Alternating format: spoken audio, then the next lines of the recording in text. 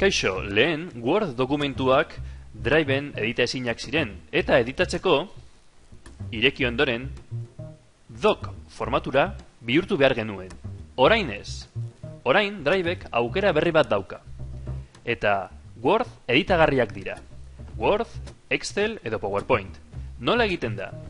Ireki Word dokumentua eta sakatu ireki honekin Google dokumentuekin.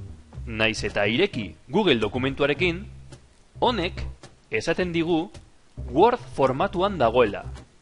.doc isa baldin badago, horrek esan nahi du formatua ez dugula aldatu. Eta hemen, editatzen badugu, eta ixten badugu dokumentu hau, begira, Driven oraindik dokumentu bakar bat dago, Word formatukoa. Irekitzen badugu, guk idatzi duguna, hemen dago idatzita. Word formatuan.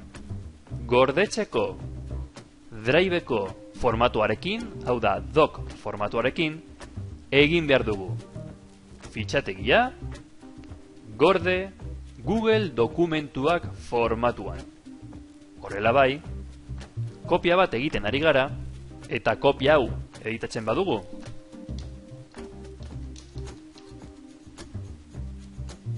Driven bi dokumentu ditugu,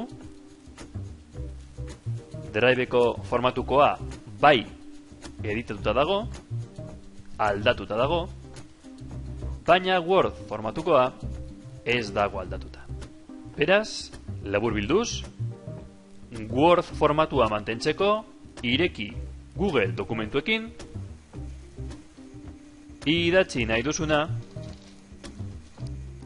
eta luzapen hau agertzen bada, horrek esan nahi du Word formatuan jarraituko duela.